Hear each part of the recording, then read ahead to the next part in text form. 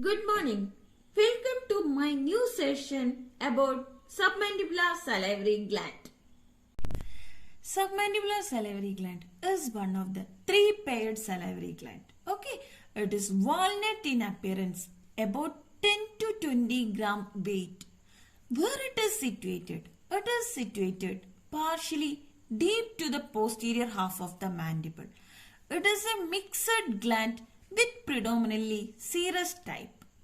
So here you can see the mylohyoid line, the submandibular fossa and the sublingual fossa. In the sublingual fossa, the sublingual salivary gland is lodged.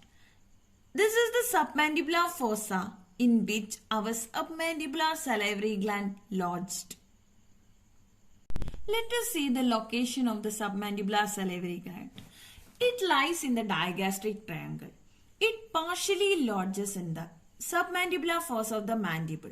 It got two parts, okay, larger superficial part and smaller deeper part. But both are continuous around the posterior border of the mylohyoid muscle. Okay, is it clear? It lies in the digastric triangle but partially in the submandibular fossa of the mandible. It got two parts, one larger superficial part and the other one is the smaller deep part. But both are continuous around the posterior border of the mylohyoid muscle. The superficial part, okay, it is superficial part. It lies superficial to the mylohyoid muscle. Then, what about the deep part? The deep part lies deep to the mylohyoid muscle. The superficial part is quite large and it fills the anterior part of the digastric triangle, extending towards the mylohyoid line. Is it clear? The superficial part, it lies superficial to the mylohyoid muscle. The deep part, it lies deep to the mylohyoid muscle. The superficial part is quite large. It completes the anterior part of the digastric triangle and it extends upwards to the mylohyoid line. Let us see the diagram. Okay, so the submandibular gland, it got two parts, one larger superficial part and the other one is the deep part. So the superficial part, this is the superficial part which lies superficial to the mylohyoid muscle. Then what about the deep part? This is the deep part which lies deep to the mylohyoid muscle. Here you can see the mylohyoid muscle. Superficial to that, it is the superficial part of the submandibular gland. Deep to the mylohyoid muscle, you can see the deep part. So, where these are continuous? These are continuous to the posterior border of the mylohyoid muscle. Okay. Here we are having a dissected specimen of the submandibular salivary gland. Here you can see the submandibular salivary gland. This is the superficial part which lies superficial to the mylohyoid muscle. Here you can see the digastric muscle. This is the anterior belly of the digastric muscle. Okay. So, the superficial part, it fills the anterior part of the digastric triangle and it partially to the mylohyoid line. Okay, is it clear? This is the submandibular salivary gland with its superficial part. The superficial part, it lies superficial to the mylohyoid muscle. Then, deep part, it lies deep to the mylohyoid muscle. Here you can see the digastric muscle, so that this submandibular salivary gland, it lies anterior part of the digastric triangle. So let us see the features of the superficial part. The superficial part, it got two ends, anterior end and the posterior end. The anterior end extends till to the anterior belly of the digastric. The posterior end, it extends to the stylomandibular ligament. It got three surface, medial surface, lateral surface and inferior surface. So here you can see that the anterior end, it extends to the anterior belly of the digastric muscle. The posterior end, it extends to the stylomandibular ligament. Let us see the relations of the surfaces. Okay, here you can see the inferior surface. So this is the inferior surface. It is also known as superficial surface. So think that the submandibular salivary gland, it is covered with the skin. The most superficial part is the skin. Then you can see the superficial muscle platysma. Then cervical branch of the facial nerve, facial vein, deep fascia, submandibular lymph nodes. Okay, is it clear? So, what about the relation of the inferior surface? You can see the skin here. Then platysma.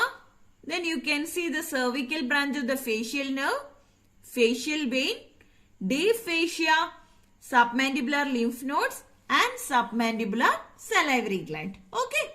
So, once more, can you please repeat the inferior surface, skin, then the superficial muscle platysma, then cervical branch of the facial nerve, deep cervical fascia, facial vein, then submandibular lymph node. Okay. Next, while coming to the lateral surface. In the lateral surface, we can see the submandibular fossa of the mandible, insertion of the medial pterygoid and facial artery. Okay. Here you can see the insertion of the medial pterygoid muscle and the facial artery. This forms in the lateral surface. While coming to the medial surface is divided into three parts: anterior part, intermediate part and posterior part. So, in the anterior part, we are having the mylohyoid muscle. Okay, then along with the mylohyoid muscle, it is supplied by the mylohyoid vessels.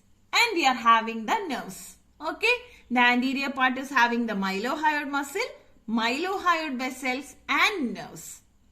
Then while coming to the intermediate part, hyoglossus muscle, lingual nerve, submandibular ganglion and hypoglossal nerve. Okay, is it clear? The medial part is divided into three parts: anterior part, intermediate part and posterior part. Anterior part is having mylohyoid muscle, mylohyoid vessel and nerves. Intermediate part, hyoglossus, lingual nerve, submandibular ganglion and hypoglossal nerve. So in the posterior part, we are having styloglossus, stylopharyngeus, posterior belly of digastric and middle constrictor of the pharynx. Then two nerves, glossopharyngeal and hypoglossal nerve.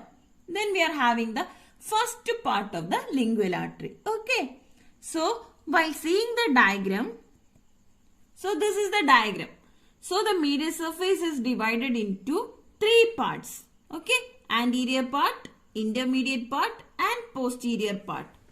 So, let us see the diagram. This is the anterior part. You are having the mylohyoid muscle. This is the mylohyoid muscle.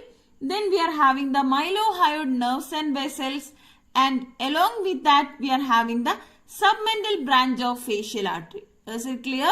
This is the anterior part. In the anterior part we are having the mylohyoid muscle. Here you can see the digastric muscle. This is the digastric muscle. Okay. So mylohyoid muscle, mylohyoid nerves and vessels.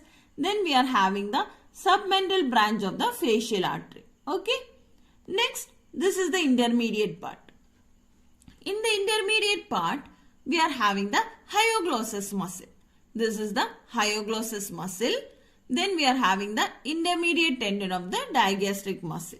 Okay. So, let us see the posterior part. This is the posterior part. You can see the posterior belly of the digastric muscle. Okay. This is the styloglossus muscle. This is the styloglossus muscle. Then you can see the glossopharyngeal nerve. This is the glossopharyngeal nerve. Then you can see the other muscle, stylopharyngeus.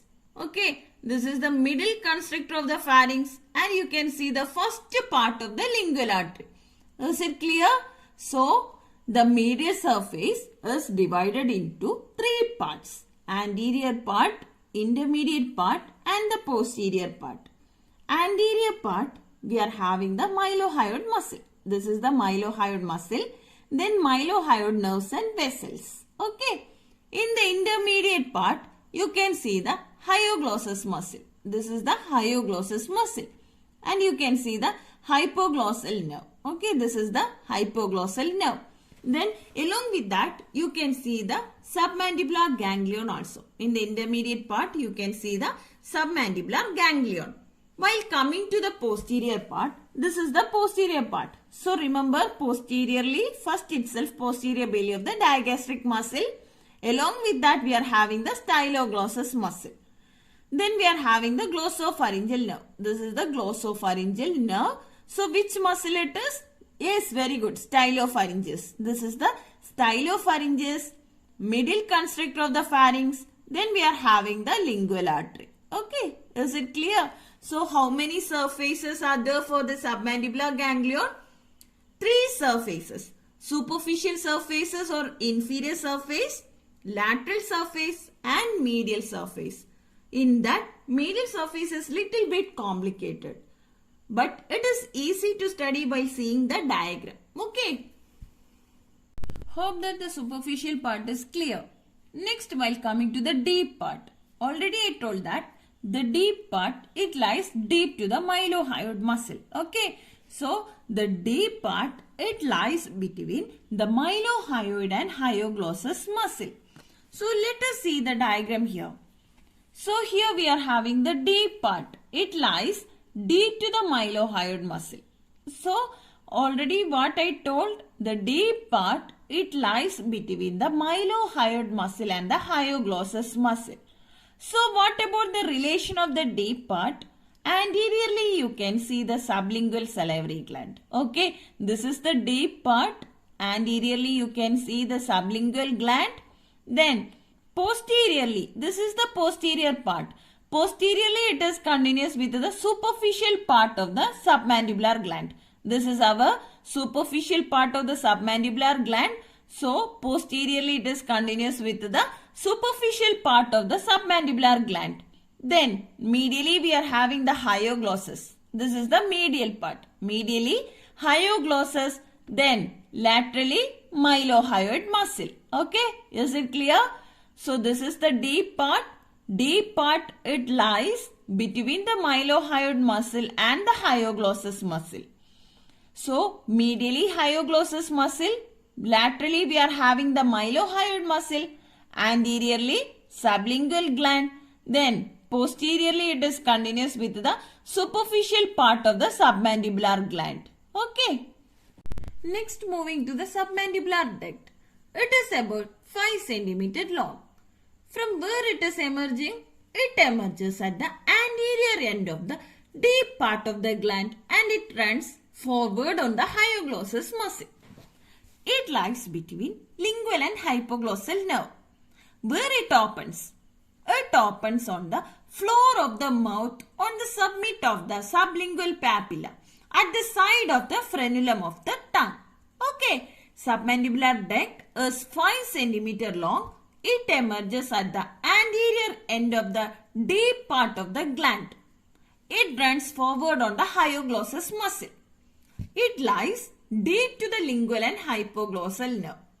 It opens on the floor of the mouth on the summit of the sublingual papilla at the side of the frenulum of the tongue. Okay. So here you can see the frenulum of the tongue. Okay. On either side of the frenulum of the tongue, we are having the summit of the sublingual papilla.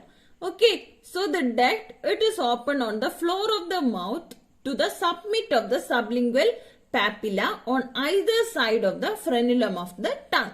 Is it clear? So next, while coming to the blood supply. So blood supply means you have to write about the artery and the vein. The arterial blood supply branches of the facial and the lingual artery. So the facial and the lingual artery are the branches of which artery? Yes, external carotid artery. Then venous drainage, facial and the lingual vein. Where it drains? It drains into internal jugular vein. Okay.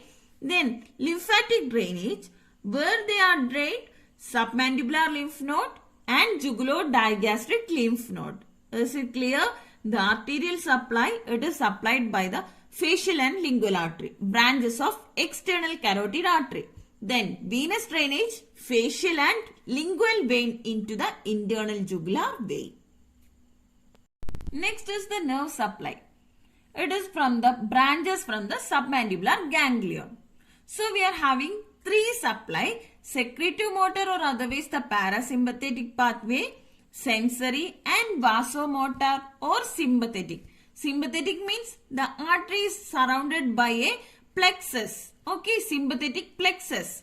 So the secretomotor or the parasympathetic pathway, the preganglionic fibers are arising from the superior salivatory nucleus in the pons, which is successively passed through the facial nerve, then coda tympani, then it is passing through the lingual nerve, then relay in the ganglion. At last, the postganglionic fibers reach in the submandibular gland. Okay. Next, the sympathetic nerve supply. It reaches the gland through the facial artery and conveys postganglionic fibers. It is arising from the superior cervical ganglion. Then, sensory nerve supply. Sensory nerve supply is by the lingual nerve. Okay. So, three types of the nerve supply we are having: parasympathetic or secretomotor pathway, sympathetic nerve supply and sensory nerve supply. Next one is the applied aspect. Bidigital or bimanual palpation of the gland. So, index finger of a gloved hand is passed below the tongue in the floor of the mouth. With another hand, the index finger is placed anteromedial to the angle of the mouth. Okay. So what is going on? Index finger of a gloved hand is passed below the tongue in the floor of the mouth. With another hand, the index finger is placed anteromedial to the angle of the mouth. So it is helpful in differentiating the gland from the enlarged submandibular lymph node, which is palpable only in the anteromedial to the angle of the mouth and not intraorally. Okay. Next is the ranula. Ranula means cystic swelling in the floor of the mouth due to the obstruction of the duct of the sublingual gland. So what is ranula? Cystic swelling in the floor of the mouth due to the obstruction of the duct of the sublingual gland. Here you can see the cystic swelling. This is the cystic swelling in the floor of the mouth. Okay. I hope that it is clear about the submandibular salivary gland. So thank you for watching.